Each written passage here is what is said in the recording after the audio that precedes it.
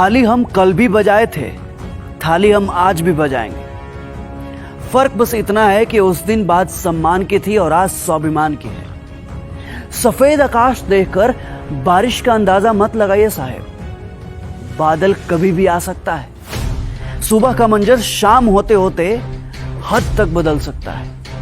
कितनी बड़ी विडंबना है कि 60 मिनट में 100 सवाल को हल करने वाला छात्र इन नेताओं की घटिया राजनीति के सामने बेबस है, जिन्होंने कोई एग्जाम भी नहीं दिया। इन नेताओं को वो दे दो रेलवे एसएससी बैंक का सवाल तो इनके फट के हाथ में ना आ जाए तो क्या। इनकी असली औकात तब समझ में आएगी और तब इन्हें पता चलेगा कि एक स्टूडेंट कितनी मेहनत करता है कैलकुलेटर से भी ज्यादा तेज कैलकुलेशन करने में। बिना किसी एग्जाम की कुर्सी मिली गई है तो ये स्टूडेंट का दर्द ये क्या खाक समझेंगे।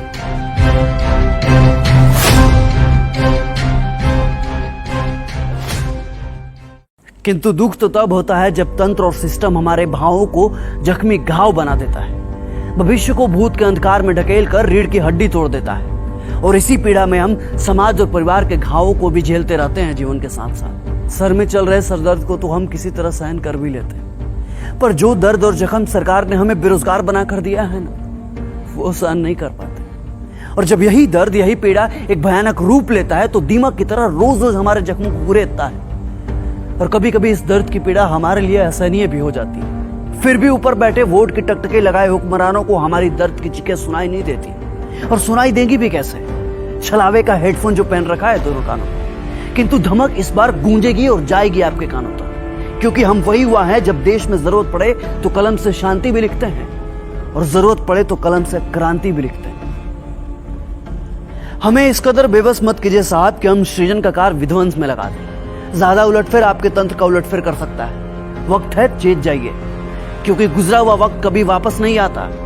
ये वही जनता है जो आपको अर्श से फर्श तक पहुंचा सकती है, तो इन्हें आपको फर्श से अर्श तक लाने में ज्यादा वक्त नहीं लगेगा। अरे साहब, जब इतने संशोधन हुए तो एक और संविधान संशोधन कर दो। तय कर दो कि किसी भी एग्जाम का रिजल्ट और सिलेक्शन एक फिक्स टाइम पीरियड में होगा। अरे आप लोग पत्थर हैं, आप पत्थर की मूरत जो किसी भी सूरत में बदलने का नाम ही नहीं लेते। अरे आप वही नेता है ना जो कभी छात्र राजनीति का हिस्सा हुआ करते थे, और आज नेता बनकर जब सत्ता का हिस्सा बने तो हम छात्रों के साथ ही सत्ता की राजनीति कर रहे हैं। किंतु स्मरण रहे, ये पहली ऐसी लड़ाई है जिसमें हर युवा खुद सिपाही है, खुद सारथी है, खुद सेनापति है और खुद युद्ध निर्णायक भी है। अब बस जरूरत है तो इस आग को अपने भीतर जिंदा रखने की। जो कभी हिम्मत टूटे तो सोचना अपने माँ बाप के बारे में, जिन्होंने तुम्हारे आंखों में अपने सपने को पलते देखा है। उस दिन को याद करना जब तुम तैयारी के चक्कर में रक्षाबंधन में घर नहीं जा पाए थे। तुम्हारी त्याग, तुम्हारी तपस्या ही तुम्हें बल देगी। और याद रखना, ये लड़ाई सिर्फ आज के लिए नहीं है, बल्कि आने वाली पीढ़ियों के बारे में भी है, जो आने वाले समय में प्रतियोगी परीक्षाओं के अथाह समंदर में कूदने वाले हैं।